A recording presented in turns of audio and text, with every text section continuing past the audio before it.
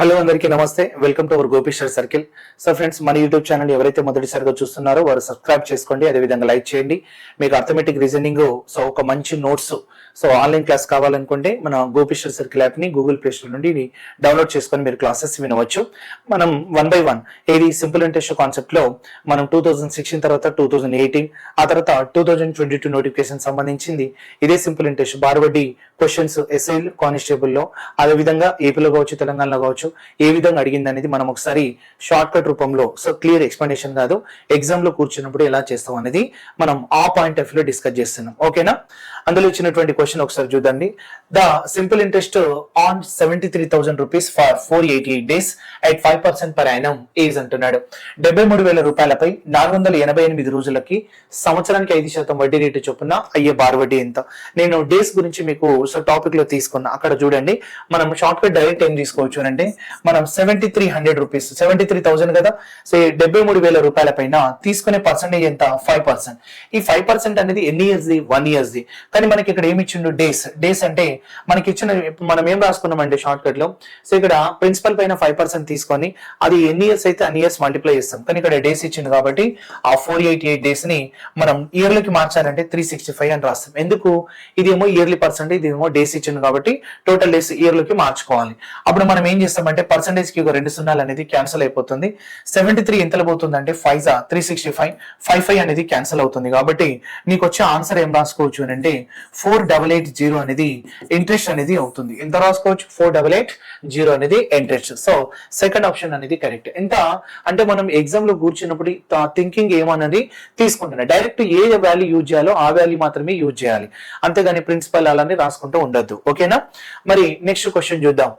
Anil and Pawan borrowed 42,000 rupees and 55,000 rupees respectively for 3.5 years at the same rate of simple interest.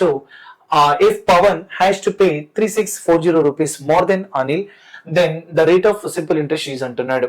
Anil మరియు పవన్ వరుసగా 42,000 రూపాయలు మరియు 55,000 రూపాయలను 3.5 సంవత్సరాలకి ఒకే సాధారణ వడ్డీ రేటు తప్పుగా తీసుకున్నారు. పవన్ అనిల్ కంటే 3640 రూపాయలని ఎక్కువ చెల్లించవలసి వస్తే సాధారణ వడ్డీ రేటు ఎంత?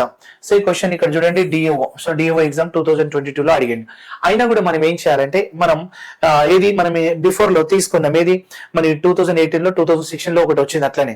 అప్పుడు మనం ఏం చేస్తామంటే వడ్డీ రేటు ఇక్కడ రేట్ ఆఫ్ ఇంట్రెస్ట్ అంటే నీకు ఏముండాలి? రేట్ ఆఫ్ ఇంట్రెస్ట్ అంటే ఇంట్రెస్ట్ బై ఏముండాలంటే ప్రిన్సిపల్ ఇంటే ఏం చేయాలంటే 100. నీ కాన్సెప్ట్ ఇదే కదా. అలాంటప్పుడు నేనేం చేస్తున్నా, డిఫరెన్స్ ఉంది ఇక్కడ. ఏమి ఇచ్చిన డిఫరెన్స్? 3640 అనేది డిఫరెన్స్ ఉంది. సో 3640 డిఫరెన్స్ ఉంది కాబట్టి ఎవరి వాల్యూ కంటే డిఫరెన్స్ అన్నాడు వాడు అంటే పవన్ అనిల్ కంటే ఎక్కువ పే చేసాడు అంటే పవన్ వాల్యూని ముందు తీసుకోండి. అంటే పవన్ వాల్యూ ఎక్కడ తీసుకోవాలి? ముందు తీసుకోండి. అప్పుడు 55,000. చూడండి నేనేం చేస్తున్నా అంటే మనం షార్ట్ వేలో వెళ్ళాలి, ఫాస్ట్ గా. ఇక్కడ 1000 ఉంది, ఇక్కడ 1000 ఉంది, అర్థమవుతుందా? మరి 3.5 ని 3 2 6 + 1 ఎంత అంటే దాన్ని 7/2 అని కూడా రాసుకోవచ్చు, అర్థమవుతుందా? 7/2. ఇప్పుడు నేను ఏం రాస్తున్నా అంటే ఇక్కడ ఈ 42,000 లో నేను 1000 కామన్ తీసుకున్నా. మళ్ళీ లేదంటే ఇక్కడ మీరు క్లియర్ కోసం రాసుకోండి, 55,000 ఫస్ట్ రాస్తారు కదా, ఎందుకంటే పవన్ ఎక్కువ కాబట్టి 55,000 ఇక్కడ 55,000 ఇంటూ ఏం రాసుకుంటామంటే 7/2 1 టైం పీరియడ్. ఎందుకంటే వేరే ఇక్కడ టైం పీరియడ్ అనేది ఇక్కడ 3.5 అలాగే 3.5 ఉంది కాబట్టి అట్లా తీసుకోవాలి. మళ్ళీ ఇంకోటి మైనస్ ఇక్కడ 42,000 ఇంటూ 7/2 చేస్తే నీకు ఇక్కడ ఇంటూ మళ్ళీ 100 చేయాలి. ఇప్పుడు ఇంటూ ఏం చేయాలి? మళ్ళీ ఇక్కడ 100 తీసుకోవాలి. ఇంటూ 100 తీసుకుంటే రేట్ ఆఫ్ పర్సెంట్ వస్తుంది. సో 55,000 పైన into number of years, 42,000 into number of years into 100 చేస్తే రేట్ ఆఫ్ పర్సెంట్ వస్తుంది. ఎందుకంటే ఇది డిఫరెన్స్ కాబట్టి మైనస్ రాసిన, ఇది టోటల్ అయి ఉంటే ప్లస్ రాసేవాడిని. ఇప్పుడు ఇక్కడ నేను ఏం కామన్ తీసుకోవచ్చు అంటే 1000 కామన్ తీసుకోవచ్చు. అలాగే 1000 తో పాటు 7/2 కూడా కామన్ తీసుకోవచ్చు. మరి 1000 7/2 కామన్ తీసుకుంటే ఇక్కడ 55 - 42 మాత్రమే ఉంటుంది. మరి 55 - 42 అనేది మనం ఒకసారి తీసుకున్నామే అనుకో, 55 లో 42 అనేది మనం తీసేస్తే మన ఎంత వస్తుంది? 5, ఇక్కడ 2 అంతేనా? ఇది 8 ప్లస్ ఇక్కడ ఎంత అంటే 5 అంటే 13 వస్తుంది. ఎంత వస్తుంది? ఇక్కడ 13 వస్తుంది. ఇంతే కదా మనం చేయాల్సింది. సో ఇక్కడ 13 అనేది తీసుకుంటాం. ఇప్పుడు చూడండి 3 సున్నాలు ఏమైతే అన్నట్టు క్యాన్సిల్ అయిపోతుంది. 3 సున్నాలు ఏమైతుంది? క్యాన్సిల్ అనేది తీసుకుంటాం. ఇప్పుడు నేను ఇక్కడ 13 తోని క్యాన్సిల్ చేస్తున్నా. 13 తీసుకుంటే 13 2 సో 26 మళ్ళీ 10 కాబట్టి 104. 13 ఎంత అంటే 8 పోతుంది. 13 ఎంతలో పోతుంది అన్నట్టు 8. అలాగే 7 తీసుకుంటే 7 ఎంత అంటే 4.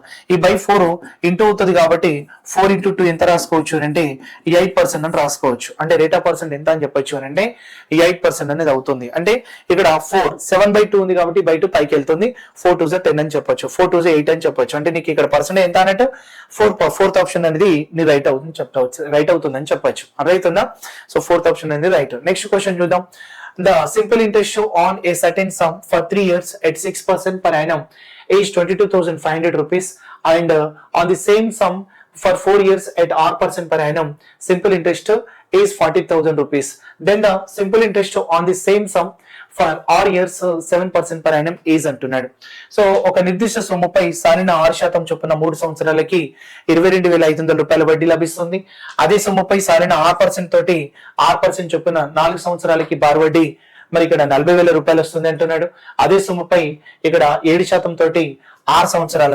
సంవత్సరాలకి బార్ వడ్డీ ఎంత అనేది క్వశ్చన్ ఇక్కడ నువ్వు అబ్జర్వ్ చేయాల్సింది ఏంటంటే ఆల్రెడీ నేను ఈ టాపిక్ లో ఎక్స్ప్లెయిన్ చేసిన ఈ క్వశ్చన్ ని ఒక చూడండి సొమ్ముపై అదే సొమ్ముపై అంటే ప్రిన్సిపల్ వాల్యూ ఈక్వల్ అబ్బా సో ప్రిన్సిపల్ వాల్యూ ఏమన్నాడు ఇక్కడ ఈక్వల్ 3 ప్రిన్సిపల్ వాల్యూలు ఈక్వల్ 3 చోట్ల మరి ఇక్కడేమో 22,500 వస్తుందట ఇక్కడ 40,000 వస్తుందంట ఇక్కడ ఇంట్రెస్ట్ ఎంత అనేది క్వశ్చన్ ఇక్కడ 22,500 ఇక్కడ 40,000 ఇక్కడ క్వశ్చన్ మార్క్ అక్కడ ఎంత అనేది క్వశ్చన్ అప్పుడు మనం సో ఇక్కడ ప్రిన్సిపల్ ఈక్వల్ కాబట్టి ఏ రెండింటినైనా ఈక్వల్ చేయొచ్చు మరి ఇక్కడ ఎంత అంటే మనకి ఏమి ఇచ్చిండు r% 4 years అన్నాడు ఇక్కడేమో మనకి 7% r years అన్నాడు అంటే ఇక్కడ r అనేది ఈ రెండిట్లో ఉంది ఇక్కడ ఇచ్చిండు మనకి 6% 3 years అని అంటే ఏదైనా కంపేర్ చేయొచ్చు బట్ నేనేమంటున్నా అంటే తెలివిగా ఈ రెండు కంపేర్ చేస్తున్నా ఎందుకంటే ఇక్కడ ఆర్ ఉంది కాబట్టి వడ్డీ ఇక్కడ ఇంట్రెస్ట్ కదా ఇది ఇంట్రెస్ట్ ఇది కూడా ఇంట్రెస్ట్ కదా అప్పుడు ఇంట్రెస్ట్ అంటే ఇంట్రెస్ట్ పర్సెంటేజ్ వస్తుంది r% ఇంటూ 4 అలాగే 7% ఇంటూ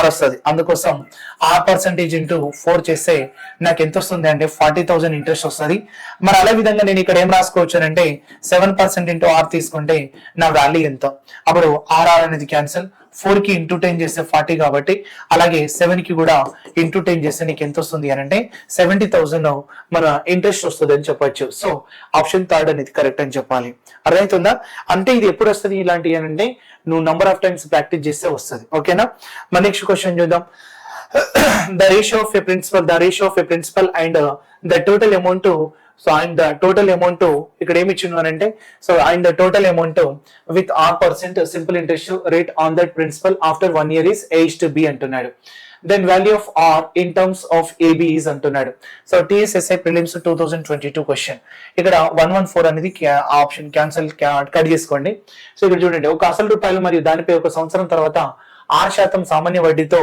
అయ్యే మొత్తానికి గల నిష్పత్తి A/B అన్నాడు మరి AB విలువలో R విలువ ఇక్కడ R విలువ AB లలో ఎంత అనేది క్వశ్చన్ నేనేమంటున్నా అంటే మరి ఒక సంవత్సరానికి అయ్యే మరి మొత్తానికి మరియు గల నిష్పత్తి అసలు మరియు మొత్తానికి గల నిష్పత్తి అన్నాడు కదా అందుకోసం మనం ఏం రాసుకోవచ్చు అంటే ప్రిన్సిపల్ అమౌంట్ కి రేషియో ఎంత అంటే A/B అని తీసుకున్నాడు మరి ఇంట్రెస్ట్ రావాలంటే దీని నుండి ఇది తీసేస్తాం కదా అలాంటప్పుడు R కావాల్సి వస్తే మనం ఏమనుకున్నాం చెప్పండి R కావాల్సి వస్తే 100 into interest by so P into T అని రాస్తాం మరి ఇంట్రెస్ట్ ఎట్లా వస్తుంది అంటే అమౌంట్ నుండి ప్రిన్సిపల్ తీసేస్తేనే కదా వస్తుంది అప్పుడు B నుండి ఏ తీసేయండి బై మళ్ళా P వాల్యూ అంటే ఎంత ఏ అని తీసుకోవచ్చు టైం ఈక్వెషన్ ఎంత 1 year మరి ఇంటూ ఏముంది ఇక్కడ 100 అని తీసుకోవచ్చు అంటే నీ ఆన్సర్ ఏంటంటే r% కావాల్సి వస్తే B minus A by A into ఎంత అంటే 100 అనేది నీ ఆన్సర్ వస్తుంది so B minus A by A into 100 B minus A by A into 100 first option correct అని చెప్పాలి ఓకేనా నెక్స్ట్ క్వశ్చన్ చూద్దాం a person invested an amount of X rupees at the rate of 18% simple interest per annum and an amount of Y rupees at the rate of 12% simple interest per annum. He received an interest of 4320 at the end of the year. Had he interchanged the amounts invested, he would have received an interest of 4680. Then x minus y విలువ ఎంత then x minus y is అంటున్నాడు so ఇలా మనం ఏం రాసుకోవచ్చు అంటే ఒక వ్యక్తి సంవత్సరానికి 18% రేటుతో బారు వడ్డీకి x రూపాయలు మొత్తాన్ని అదే విధంగా మరి సంవత్సరానికి 12% వడ్డీ రేటుతో బారు వడ్డీకి y రూపాయల మొత్తాన్ని పెట్టుబడిగా పెట్టాడు మరి సంవత్సరం చివరిలో అతనికి 4,320 రూపాయల వడ్డీగా పొందాడు మరి ఆ మొత్తాలను పరస్పరం మార్చి ఉంటే అతను 4,680 రూపాయలను వడ్డీని పొంది ఉండేవాడు అంటున్నాడు 4,680 రూపాయల వడ్డీని పొంది ఉండేవాడు అప్పుడు x మైనస్ y విలువ ఎంత నేను ఇక్కడ ఈ క్వశ్చన్ ఆల్రెడీ మనం టాపిక్ లో డిస్కస్ చేసినాం బట్ నేనేమంటున్నా అంటే డైరెక్ట్ షార్ట్ కట్ తీసుకుంటున్నా x రూపాయలను ఎంత పర్సెంట్ అన్నాడు ఫస్ట్ x రూపాయలను 18% అన్నాడు ఎంత పర్సెంట్ 18% అన్నాడు. సో 18% తోటి ఇన్వెస్ట్ చేసిండు. 1000 ఎంత పర్సెంట్ తోటి ఇన్వెస్ట్ చేసిండు? 12% తోటి. అప్పుడు నీకు వచ్చిన ఇంట్రెస్ట్ ఎంత అంటే 4320 నీ ఇంట్రెస్ట్ అంటున్నాడు వాడు. ఇప్పుడు నేనేమన్నా అంటే టాపిక్లు తీసుకున్నా, అమౌంట్ ఇంటర్చేంజ్ చేసిన ఒకటే, పర్సంటేజ్ ఇంటర్చేంజ్ చేసిన ఒకటే అంట. అందుకోసం పర్సంటేజ్ ఇంటర్చేంజ్ చేసుకున్నా నీకు అదే వస్తుంది. అప్పుడు 4680 వస్తుంది అన్నాడు. మరి ఇక్కడ చూడండి, మనకి ఇక్కడ డిఫరెన్స్ ఎంత అంటే ఇక్కడ నుండి ఇక్కడ డిఫరెన్స్ ఎంత? సో డిఫరెన్స్ అంటే చూడండి, డిఫరెన్స్ 18 కి 12 కి 12 కి 18 కి డిఫరెన్స్ ఎంత అంటే 6%. మరి ఇక్కడ డిఫరెన్స్ ఎంత అంటే ఇక్కడ 0 కి 0, 8 - 2 ఎంత అంటే 6. సో ఇక్కడ ఎంత అంటే 360. అంటే డిఫరెన్స్ అమౌంట్ 360, డిఫరెన్స్ పర్సంటేజ్ 6. మరి 6% డిఫరెన్స్ ఉంటే జాగ్రత్త చూడండి, 6% డిఫరెన్స్ ఉంటే 6% డిఫరెన్స్ ఉంటే దాని వాల్యూ 360 అయినప్పుడు 100% డిఫరెన్స్ కి ఎంత అని తీసుకోవాలి. అర్థమవుతుందా? 100% డిఫరెన్స్ కి ఎంత? అప్పుడు 6 ఎంతలో పోతుంది అంటే 60 into 100 ఎంత రాసుకోవచ్చు అని అంటే 6000 అనేది ఆ x - y యొక్క డిఫరెన్స్ అవుతుందని చెప్పాలి. అర్థమవుతుందా? 6000 అనేది x - y xy డిఫరెన్స్ అవుతుంది అనేది నీ ఆన్సర్. 4th option right. ఓకేనా? మన నెక్స్ట్ క్వశ్చన్ చూద్దాం. A person invests 1/6 of his total capital at 12% per annum, 1/4 at 10% per annum, and the remaining part at 8% per annum. If his total annual interest from all these investments is 33,000, then the amount invested at 8% per annum is అంటున్నాడు. So ఒక వ్యక్తి తన వద్ద ఉన్న మూలధనంలో 1/6 వంతును మనం 12% వడ్డీ rate చొప్పున, 1/4 వంతును 10% వడ్డీ రేటు చొప్పున, మిగిలిన భాగాన్ని 8%, మిగిలిన భాగాన్ని ఏమన్నాడు? మిగిలిన భాగాన్ని 8% వడ్డీ రేటు చొప్పున పెట్టుబడి పెట్టాడు. పెట్టుబడుల ద్వారా వచ్చిన మొత్తం సంవత్సరిక వడ్డీ 33,000 రూపాయలు అయితే 8% తోటి పెట్టుబడి పెట్టిన సొమ్ము ఎంత అనేది నీ క్వశ్చన్.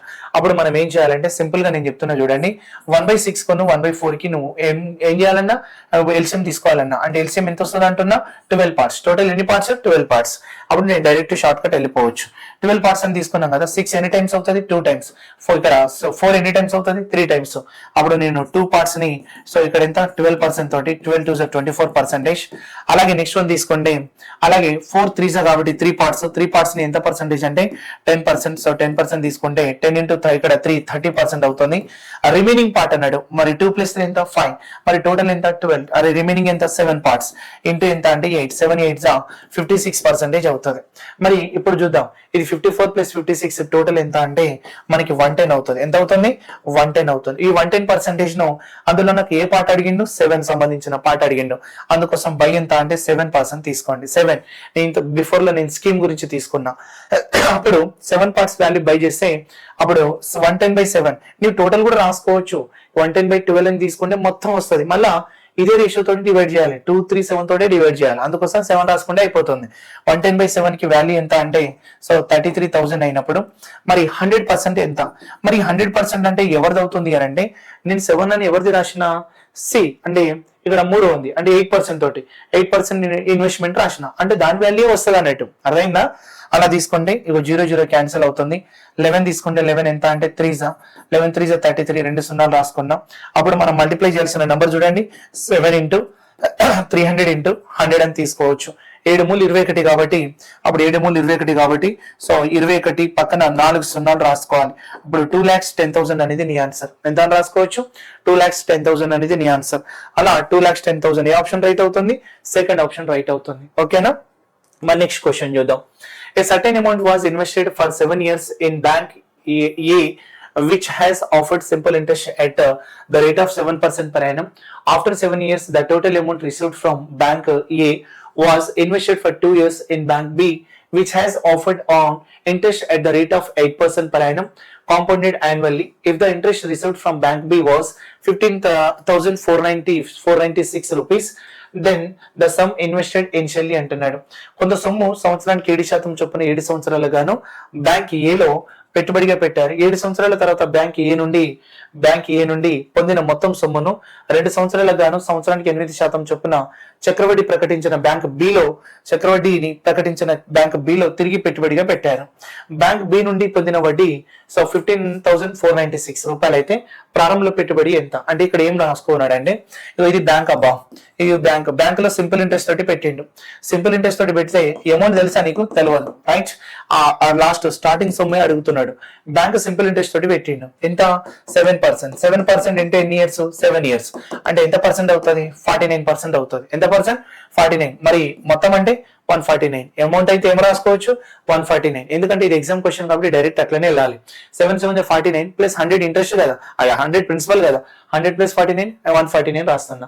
అదే 149 ని మళ్ళీ ఎలా ఇచ్చిండు అన్నాడు, అటు సైడ్ ఇచ్చిండు, ఇది కాంపౌండ్ ఇంట్రెస్ట్. ఇప్పుడు ఇది అమౌంట్ తెలుసా నీకు, 149% అని తెలుసు. ఈ అమౌంట్ ని నెక్స్ట్ ప్రిన్సిపల్ గా మార్చుకొని సో బ్యాంక్ బిలో ఇన్వెస్ట్ చేసిండు. ఈ బ్యాంక్ బిలో ఎలా ఇన్వెస్ట్ చేస్తున్నాడు, కాంపౌండ్ ఇంట్రెస్ట్. అర్థమవుతుందా?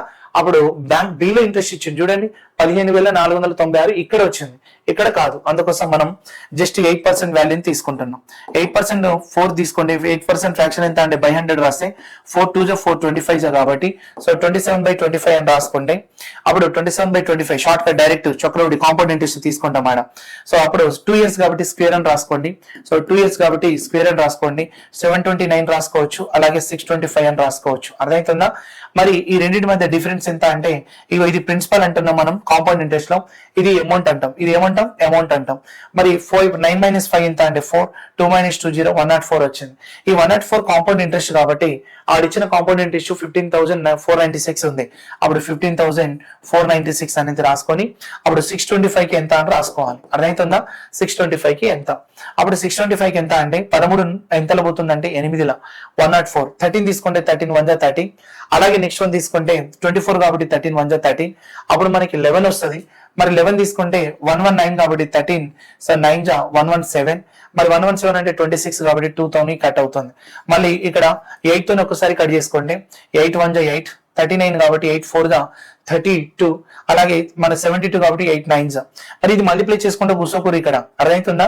అప్పుడు ఇది ప్రిన్సిపల్ ఏమొస్తుంది అని అంటే 625 × 149 వస్తుంది. ప్రిన్సిపల్ మల్టిప్లై చేయకూర్రి, ఎందుకంటే ఈ ప్రిన్సిపలే కదా, ఇదే కదా. ఈ ప్రిన్సిపల్ ఎక్కడి నుండి వచ్చింది, ఈ టోటల్ నుండే కదా వచ్చింది, ఇదే కదా టోటల్. అప్పుడు దీని వాల్యూ అన్నట్టే కదా ఇది. అందుకోసం మనం ఏం చేయాలంటే క్లియర్ చిన్నగా రాస్తున్నా చూడండి. ఈ దీనికి ఇప్పుడు వాల్యూ ఏం రాసుకోవచ్చు అంటే ఇక్కడ రాస్తున్నా. ఇది అర్థమైంది కదా. సో ఇక్కడ తీసుకుంటున్నా చూడండి. సో 25/8% అంటేనే నీకు 8% అంటేనే 27/25 కదా. ఇప్పుడు చెప్తా చూడండి. ఇప్పుడు మనం ఇక్కడ తీసుకుంటే ఇది 149 అయితేనే కదా నెక్స్ట్ ప్రిన్సిపల్ అయింది. మరి ప్రిన్సిపల్ ఎంత, 625 149. అందుకోసం ఈ 149 కి అలా 625 149 అని తీసుకొని 100% ఎంత, ఎందుకంటే 100 ఇక్కడ ప్రిన్సిపల్ ఇక్కడ కాబట్టి 100% ఎంత అని తీసుకోవాలి. అప్పుడు 149 క్యాన్సిల్ చేస్తే 65 కి 2 సున్నాలు ఉంటాయి. అప్పుడు 62,500 రూపాయలు అనేది మొదట్లో ప్రిన్సిపల్ అవుతుంది. సో 62,500 అనేది థర్డ్ ఆప్షన్ రైట్. ఓకేనా? మన నెక్స్ట్ క్వశ్చన్ చూద్దాం. A person got 35 lakhs as his retirement so benefits as his retirement benefits. So ఇక్కడ 118 అని కాదు. So a person got 35 lakhs as his retirement benefits. He divided this into 2 parts and deposited the amounts for simple interest in the name of his 2 sons having the ages 12.5 years and 20 years, so that by the time they cross the age of 25 years, so each of them will get the same amount. So if the rate of simple interest is 10% per annum, the amount he deposited in the name of his elder son, పెద్ద కుమారుని పేరు మీద ఎంత. ఒక వ్యక్తి అతను ఉద్యోగ విరమణ సందర్భంగా 35 లక్షల రూపాయలు పొందాడు. ఆ సొమ్మును ఆ సొమ్ము అతను 2 భాగాలుగా చేసి వాటిని 12 సంవత్సరాల్లో మరి 20 సంవత్సరాల వయసులు గల తన 2 కుమారుల పేర్లతో వారికి 25 సంవత్సరాల వయసు నిండి వాటి నాటికి వారు సమాన మొత్తాన్ని పొందేటట్లు బారువడ్డీకి డిపాజిట్ చేశాడు. బారువడ్డీ రేటు సంవత్సరానికి 10% అయితే అతడు తన పెద్ద కుమారుని పేరుతో డిపాజిట్ చేసిన మొత్తం ఎంత అనేది నీ క్వశ్చన్. అప్పుడు నేను ఏమంటున్నా అంటే డైరెక్ట్ ఒకటి చూస్తా చూడండి. ఇక్కడ ఎక్స్ట్రా తీసుకొని చేస్తున్నాం. 35 lakhs తీసుకున్నాడు. 35 lakhs ని ఇద్దరు పేరు మీద డిపాజిట్ చేసిండు. ఫస్ట్ ఇక్కడ 2 కుమారుల పేరు మీద డిపాజిట్ చేసిండు. ఓకేనా? ఇందులో ఎవరు పెద్ద కుమారుడు ఎవరు చిన్న అనేది మనకు తెలుస్తుంది. 12.5 సంవత్సరాలు అలాగే 20 సంవత్సరాల వయసు ఉన్న కొడుకులు. అంటే 20 సంవత్సరాలు పెద్దవాడు కాబట్టి ఫస్ట్, వీడు సెకండ్. అర్థమవుతుందా? మరి 35 లక్షలు డివైడ్ చేయాలి ఇద్దరికి. మరి వీళ్ళకి ఎంత పర్సెంట్ తోటి చేసిండు, 10%. ఎంత పర్సెంట్, 10%. ఇద్దరికి ఎన్ని ఇయర్స్ రావాలి వాడు, ఇది ఎన్ని ఇయర్స్ వచ్చేసరికి ఈక్వల్ అన్నాడు, 25 years. ఇద్దరికి 25 సంవత్సరాల వయసు వచ్చేసరికి ఏమంటున్నాడు వాడు, అమౌంట్స్ ఈక్వల్ అంటున్నాడు. అమౌంట్స్ ఈక్వల్ అంటే మన యూనివర్సిటీ తీసుకున్నాం చూసిరా, అలా అన్నట్టు. మరి 12.5 నుండి 25కి వచ్చిందంటే ఎన్ని సంవత్సరాలు పెరిగింది, సో 12 12 సంవత్సరాల టైం పీరియడ్ అన్నట్టు. 20 నుండి 25కి వచ్చిందంటే ఎన్ని సంవత్సరాలు అన్నట్టు 5 years. అప్పుడు మనం షార్ట్ కట్ ఏం చేస్తామంటే 10% ఇంటూ చూడండి ఇక్కడ 10% ఇంటూ 25/2 అని తీసుకుంటున్నాం. చూడండి 10% ఇంటూ 25/2. అలాగే నెక్స్ట్ రేషియో తీసుకుంటే సో 10% ఇంటూ 5 years అని తీసుకుంటున్నా. ఇది సో సెకండ్ 1% గురించి, ఇది ఫస్ట్ పర్సన్ గురించి. అర్థమవుతుందా? 2 ఎంతలో పోతుందంటే 5 ఎంత అంటే 125.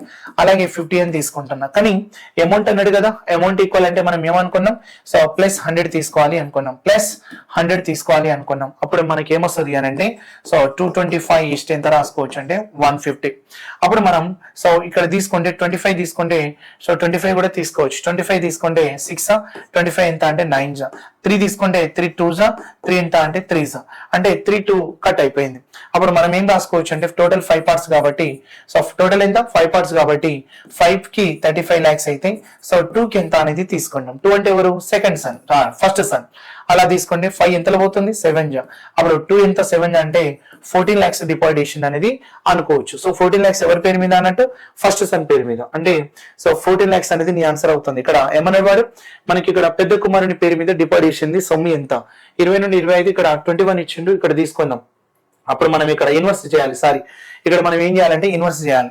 ఇన్వర్స్ చేస్తే అది ఏమైతుంది అని అంటే సో ఇక్కడ 3:2 వచ్చింది కదా, అప్పుడు దాన్ని ఇన్వర్స్ చేయాలి. 2 ఎంత రాసుకోవచ్చు 3, అంటే ఇన్వర్స్ చేయాలి. మనం అనుకున్నాం కదా ఇన్వర్స్ చేయాలని, సో అలా ఇన్వర్స్ చేయాలి కాబట్టి మనం తీసుకున్నాం. సో ఇక్కడ ఎంత అంటే 3 into 7 ఎంత అంటే సో 21 lakhs అని తీసుకోవాలి. ఎంత అని తీసుకోవాలి, సో 3 into 7 21 lakhs అనేది నీ ఆన్సర్. ఇది ఎవరిది అని అంటే ఫస్ట్ సన్ అన్నట్టు. అప్పుడు నీ ఆన్సర్ ఎంత 21 lakhs అనేది నీ ఆన్సర్ అవుతుంది. రైట్. మరి నెక్స్ట్ క్వశ్చన్ చూద్దాం. Ram on his birthday received 8,500 rupees as a gift from his relatives to encourage Ram towards savings the money. His grandfather asked him to lend his money to him at 20% simple interest. So 20% simple interest per annum.